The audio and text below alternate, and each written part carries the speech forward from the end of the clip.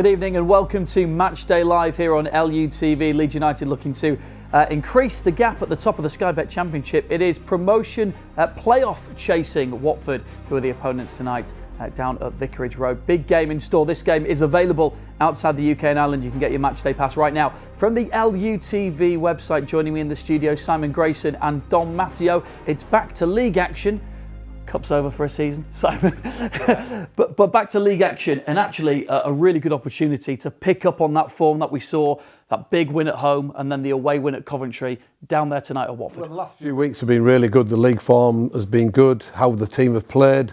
Just want to keep playing games after games. Sometimes when you're struggling for results, you don't want to be playing too often, but when you're winning, you just want to be playing Saturday, Tuesday, and the form has been excellent, as I said, and the number of goals we get in. And we're going against a team like Watford tonight, which you don't know really what to expect from them. We'll probably talk about them in more detail, but it's a big opportunity to bounce back. The majority of the team have been rested at the weekend. That'll come back into the team tonight. So, yeah, let's hope for another good performance. It's true as a player, though, isn't it? You want to play games rather than... I mean, the training's great. Obviously, we all love training, but playing the games is always the one for me. You just want to be involved with games, and we've had plenty of them, and it's been good. Watford are an interesting one because they are, we're obviously focused on those top four teams at the moment who are vying for automatic promotion. But when you look at that push for sixth place, there's a lot of teams in there. Watford are one of those, and all those teams right now, a bit like Coventry were last week, we'll be thinking this is the time we've got to push on, Dom. Yeah, it's tight, isn't it? We've seen it. You know, everyone keeps looking at the tables nowadays, and it's just important you get them points. And obviously for Leeds, obviously it's so important that we go to places like Watford and make a good account of ourselves. I think we've been so good in the league. You know, let's not talk about the FA Cup, but you know, in the league we've been brilliant. Away from home we've looked much more solid. I think the two lads playing centre half for me have been outstanding, because obviously I always look at them positions, but you know, and Joe and Ampadu together, I think they kind of play well together, and they kind of know each other's strengths and weaknesses. And I think with Ampadu, he's becoming a leader around the place as well, which is, I think, so important. And I think you've got so much quality within the final third that, you know, we're capable to beat anyone, but we've got to make sure we start well tonight. It's going to be a difficult game. Yeah, and starting well's been a hallmark both at home, but also away at Coventry. They did start, you know, I think 17 minutes on the clock. They got that opening goal. It makes a big difference, doesn't it, Simon, for this team in particular? Well, it does, and I think full credit to Daniel and his staff to keep the players at it every day in training. I think the one big thing is everybody knows how good each individual is on the ball. Collectively as a team, some really good performances, but it's the out of possession stuff that really sort of I'm really pleased about. Sort of, even when against Cardiff the other week, 5-0 up and the team is still wanting to be ruthless, get another goal, they're still working, they're still pressing from the front, they're there to make the challenges. Did that last week against Coventry. So the out of possession stuff sets the rest of the tempo for when you get possession of the ball as well. And the players will be looking forward to another big game. And let's hope we're talking about another victory come later on tonight. Yeah, hopefully so. Well, the team uses the same starting 11 that played at Coventry, and we'll come on to that in more detail in a moment. I know you said, Dom, about not mentioning Millwall in the Cup, but can we just briefly just touch on that? Because the question I wanted to ask you was, it is, of course, a defeat in a long unbeaten run. Yes, it's not in the league. Daniel Farke said before that maybe had fixtures fallen a bit differently, he wouldn't have made as many changes as he did. He made 10. It didn't quite come off in the end. The danger, of course, is that you're then coming off the back of a defeat going into a game, but there's no sense that that's any derailment there. It's just one of those things and you move on, Dom? Yeah, it was kind of mixed reviews when I was in all the lounges. People were saying, no, the FA Cup's so important. And I get that, because obviously everyone wants to be involved in the FA Cup. It's such a big trophy, isn't it? But I think nowadays it's kind of not as big as what it used to be. But I think the priority for Leeds is the promotion, 100%. We all know that. And it's hard when you're out there on stage trying to say, you know, the FA Cup's so important. But listen, when you're making 10 changes, that can happen. You can get a poor result, and that actually did what happened. We had chances. We had the penalty. We didn't take a couple of chances. They were better on the day, and like you say, they played their full squad, and they got a result. And all credit to them as well. They worked their socks off as well. The thing for me is that hindsight's a big thing, and I think a lot of the managers would have made the same changes purely because of the strength in depth that we've got. That team, I think our Leeds team on Saturday would beat Millwall 9 times out of 10 because of the level of quality that we were bringing in from what's been on the bench last few weeks. Rothwell, Noto, Joseph and Ramzani, flipping strikes coming in. Firpo played, no, he didn't play at the weekend, but there was enough to beat that Millwall team. It was just one of them games where they played really well, goalkeeper made some really good saves and we missed the penalty as well. So, I think an opportunity for some of the lads who've not been playing as regular to go out there and perform. I didn't see much of that. No, Can I ask you, because that's what I was going to get onto. We saw the players there warming up, which are pretty much the starting players today. Just from a managerial point of view, for Daniel Farke, Simon, with your experience, he's got a group of players now that are pretty much being used as substitutes. That actually, that was their chance to start more games, wasn't it? And that's kind of gone now. So has he got a bit of a job now in terms of managing those players, their expectations for the season, the minutes and all that kind of stuff? 100% that the majority of them players are going to be called upon that played Saturday are going to start again before now and the end of the season. So the win at the weekend was vital for Pascal getting a bit of game time, Willie and Ramzani, etc., etc. So that the disappointment will be that they might not get another game anytime soon, but they don't know when they're not going to get another game. Something might happen tonight with an injury, lack of form, or something happens, and all of a sudden you're back in the team. So I think that at the weekend was good to get some big minutes into some of the players, as well as young Chambers, who did well as a young kid as well. He was really impressed with. Okay. He must have played really well because he's not even in the squad tonight. Okay, let's consider that the Millwall line drawn and forgotten about. I just wanted to ask you those couple of questions coming off the back of it. The team tonight is the one that took on Coventry. So Meslier in goal, back four of Bogle, who of course scored in that Coventry game, Rodon, Ampadu and Firpo, Gruev Tanaka, and then ahead it's that front four that's been causing all the damage, hasn't it? Dan James, Mano Solomon, Brendan Aaronson and Joel Perry, who's got an absolute beauty of a finish against Coventry. It's a really good, strong starting 11, isn't it, going up against any team in the Championship? Well, it is, and look, we've said this many times over the last few weeks, that when Daniel is seeing something not quite happening for the team, it's what a wonderful thing it is as the coach manager to look over your shoulder and go, oh, I can put him on. There's a Spanish under-21, there's an international for Italy, etc., etc. You know what I mean? So I just think he's got some great options available, and they are pushing each other, because then the players in the starting 11 will be thinking, I've got to keep performing, because if I don't, somebody's going to come off the bench and take my place. And also, these lads are coming off the bench and winning games for us as well, and that's what it's all about, the team, not the individuals. And in terms of the form coming into it, Dom, you know, they're offensively and defensively flying at the moment. Certainly are. And like I say, I always look at partnerships, and obviously even our full-backs, you know, I know Firpo isn't playing, I don't think, tonight, is he? So he isn't playing. No, he is. So he's playing. Sorry. So what I'm saying is partnerships for me are so important. So your full-backs and your wide lads, it feels like they're more connected now.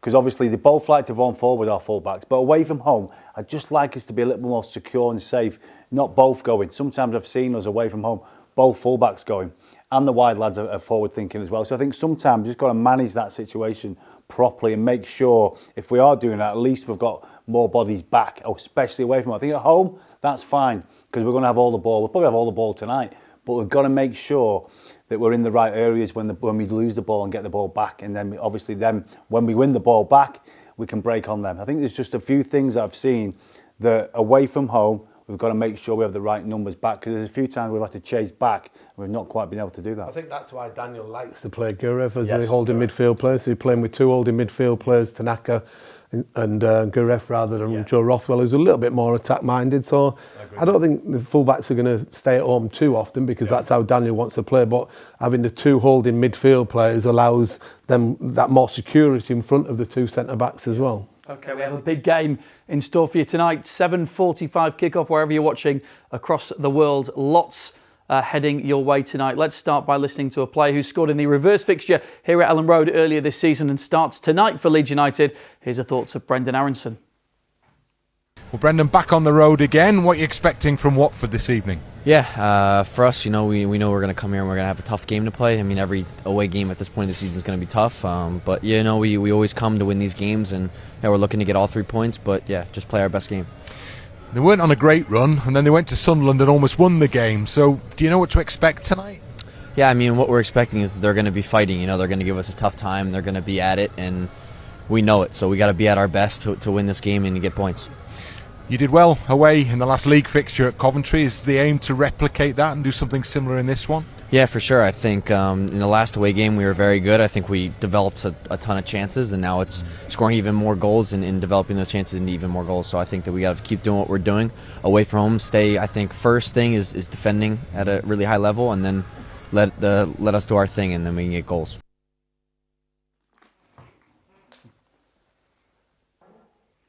There you go, the thoughts of Brendan Aaronson ahead of tonight's match. A player who's been contributing plenty in terms of assists and goals, and also from a manager's point of view, just the work rate he puts in, the stats on the kilometres he's covering, the job that he does in that kind of closing down bit of the game that Leeds need to do is pretty impressive. Yeah, I have the comparisons to my team as a Johnny Aaronson, to be fair, that he gets around the pitch. He seems such a good kid who just wants to work, that he wants to improve. He was questioned a little bit early in the season about his sort of end product, his passing, his finishing, but he can't fault what he's done, to be fair, the assists and the goals that he scored recently. And I've said it all season, that his mental strength has been really good and really strong. To come back from the stick that he got the opening day of the season, to keep working, believe in it, to get the trust now back of the supporters is huge. And I think Daniel plays a big part in that as well, because he's had the trust in Brendan as well to come into the team and do a job. He's a clever player as well, isn't he, Sam? You know, when he takes up them positions as a defender, you don't really want to be there, do you? No. He kind of drags people into in them areas where you don't want to be as a centre half or a sitting midfield. He just takes up them. I think he takes them up just because that's the way he is. He just knows how to do that. And I think when he gets on it, like we've said, he wasn't scoring the goals, he wasn't creating too many. At the start of the season, now he's getting more. You see more of a performance from him. 80 minutes usually he tires a little bit, but that's fine. He's put his shift in every week in, week out. I think the manager really likes him. Yeah. He seems to pick him every single week, and he's producing a lot more this season now. And I think playing with the squad he's got and the players he's got, he should just be feeding them like he has been. Feed them wide lads all the time. Every time you get an opportunity, just put it into them, because they're the ones at the moment for me that win those games. I think with him as well is that Daniel likes to press quite high up the pitch, and the out of possession stuff has been really good, especially over the last few weeks. And he's got the energy to do it, and he sets the tempo along with Peru, and the two wide players work extremely hard to go and press and get the ball back as high up the pitch as possible. So, yeah, he adds a lot of positive aspects to the game and to the team. You mentioned the words mental strength there, Simon, about him individually, but from a squad point of view, what are those attributes these players now need to show between now and the back end of the season? Because this is a pretty serious run-in. Next 3 games are really big tonight, then Sunderland, then Sheffield United. In terms of those mental attributes to make sure they're focused on the job in hand, it's not easy for them. It's a big task. It's the senior characters and the leaders within your group. If things aren't going right, even in training. Sometimes in training, people don't pull people up enough in training. I remember being at Leeds under David O'Leary, and someone's having a bad time in training, not working hard enough. Big Viduka, for example, would be like, "Oi, you need to stop, putting the shift in. We've got a big game coming up." It's all them little things that you don't see on the training ground, but obviously as a player, you've been there and experienced it. You can see when someone's not put a shift in. I can't see this with this Leeds team. They just seem like they're all on the same page. They all seem like they're mates, which is great. But sometimes you need somebody, if things aren't going right, just to have a word. And whether that's a half-time before the game, you need to have that conversation, that voice in the dressing room. It was always key. Wherever I've been, and especially at Leeds, we had characters, we had leaders. Lucas Radeby, example, led by example. He won't say much, but you need them people who lead by example. And I think we've got a few of them now. I'd actually say Dan James is one of them. I've said it a few times. I think he's becoming a leader within his group as well, which, as a winger or an attacking player, you don't really see much of that. But he's a voice, he's a talker, he's an organiser. He wants to do things right, and he's setting standards. And if the standards are right at a club, everyone benefits from that. Yeah, you talk about voices in the team. Your voices on the gantry tonight are our commentary team of Bryn Law and Tony DeRigo. Here's their thoughts with 15 minutes to go till kick-off. It's a cold evening here in Hertfordshire. We're looking forward to another really big game for Leeds United. Watford, the opponents, and lots of team news to talk about, Tony. Yes, and not a big surprise, is it? Just the one player stays, that's Ethan Ampadu, and we're back to the team that played against Coventry. So no great surprise. We knew what happened in the Cup. The players got an opportunity. Forget that, we're out. and now it's back to business. League business is what it's all about. And the aim is to have the same outcome as Coventry, obviously, isn't it? It is, and I think momentum is key, but I don't see the cup loss actually having any influence at all, because 10 of the players were resting that day anyway. So we know how important this is. We know these away performances we need to improve, and they have done. And this is another tough test. Watford are coming off the back of a fairly indifferent run, but they got a really good result. Easily could have won at Sunderland in their last fixture. It's a little hard to judge what Leeds might be up against here, isn't it? It is, because you look at where they are in the league as well. They're still within touching distance, so they're still in a good position. However, recent form has been poor, and you look here, they haven't won for 4 home games. So you're right, Sunderland away was a good performance. So let's see what happens tonight. Let's see what happens tonight. Hopefully a good night for Leeds United. We shall see.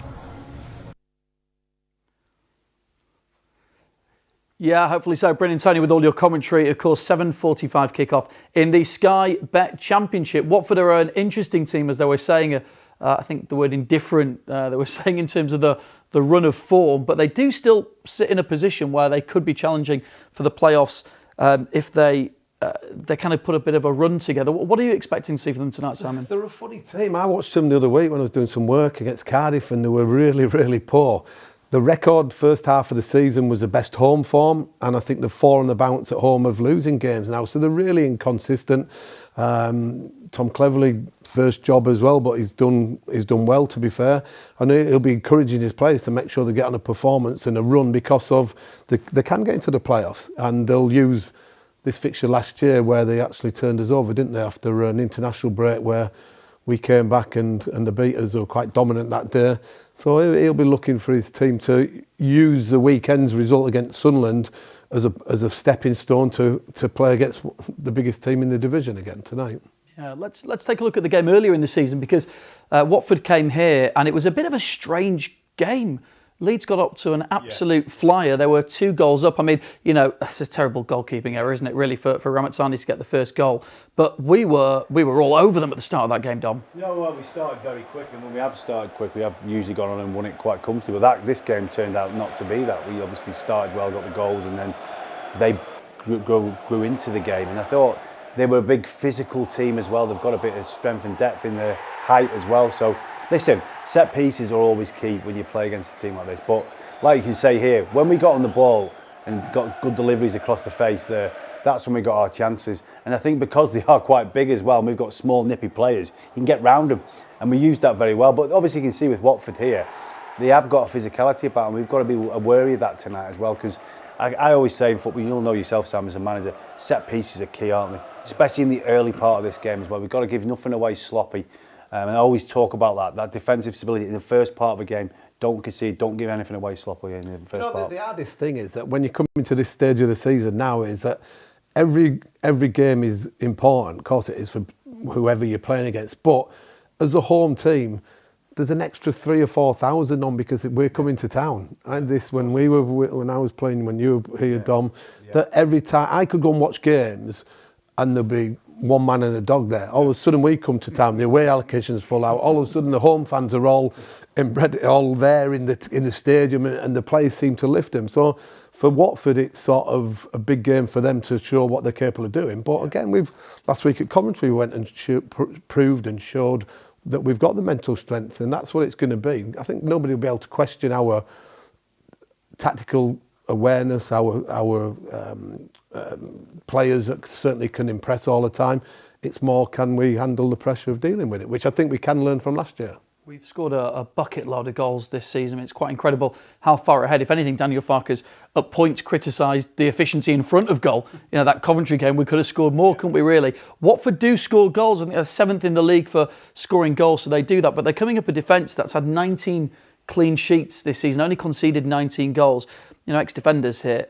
Just how difficult, purely from a consistency point of view, is it to go through that many minutes of football and concede so few goals? Dom, I mean, that's the defender's dream, isn't it? But it's a lot of hard work that gets you there. I think when it's a clean sheet, for me, it was always like scoring. I didn't score many, but when you get a clean sheet, you love it. I actually loved it. I celebrated so much when you get a clean sheet, especially away from home. Fans don't do a song for you for keeping a clean sheet, though, do you, Dom? That's the thing. No, but that's how it is. You're a defender. What's your job?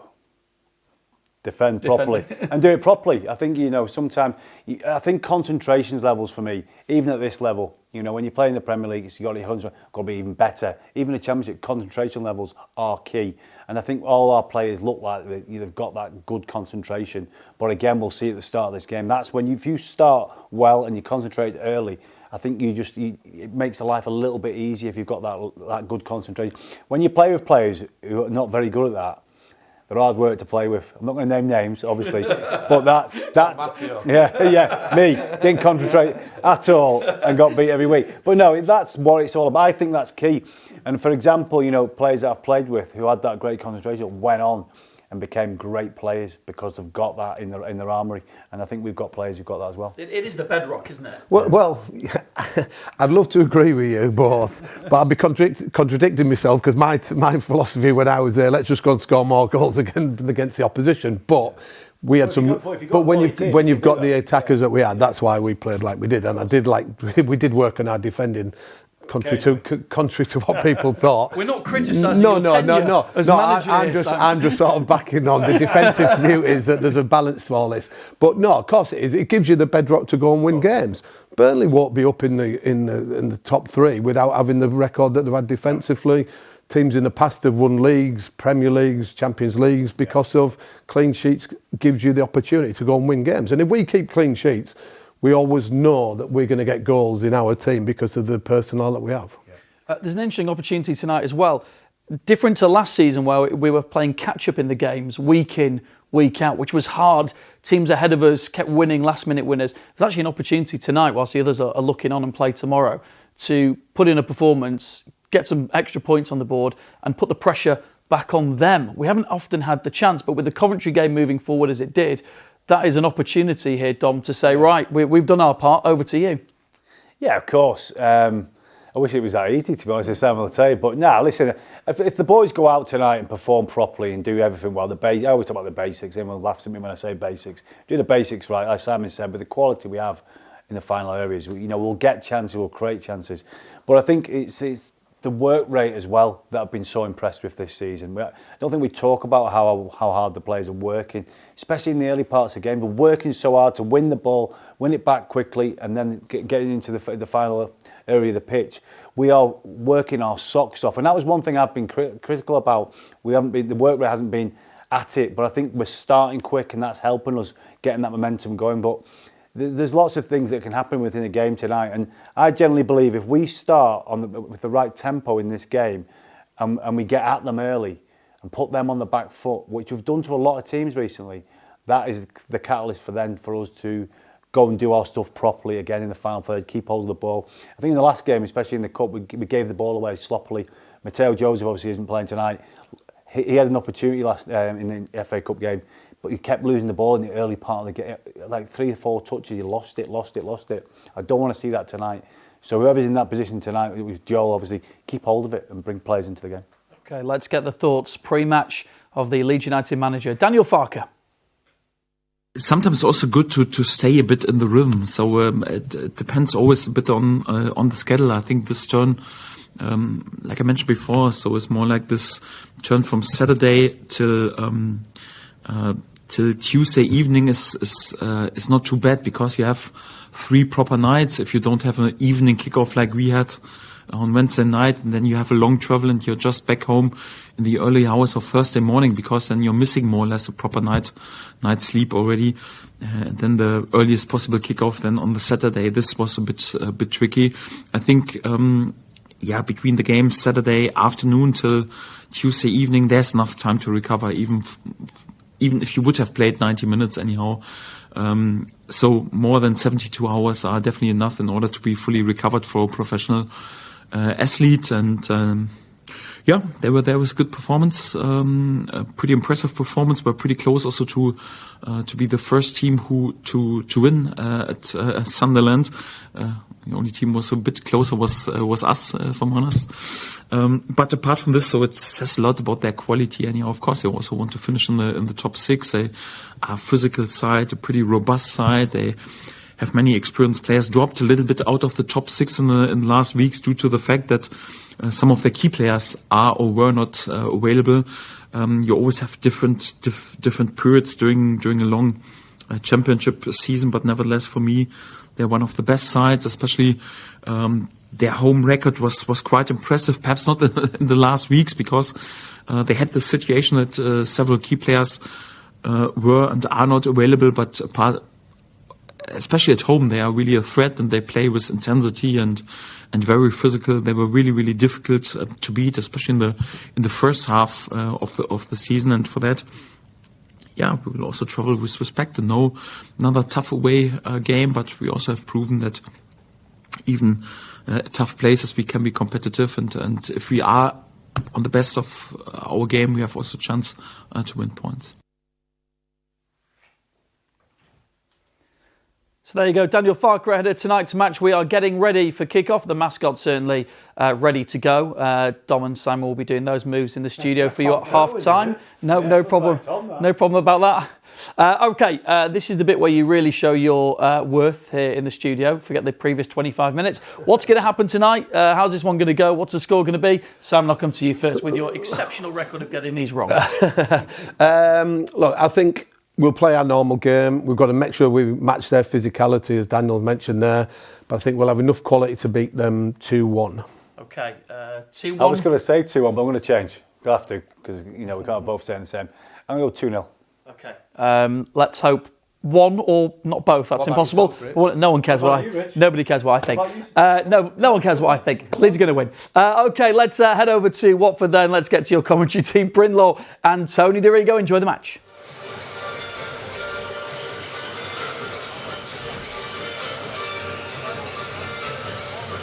Here we are in Hertfordshire, and we are looking forward to yet another big pressure game for Leeds United. Watford away, the latest challenge in the campaign, and Leeds United hoping to at least consolidate the position at the top of the table against one of the sides below, fighting to get them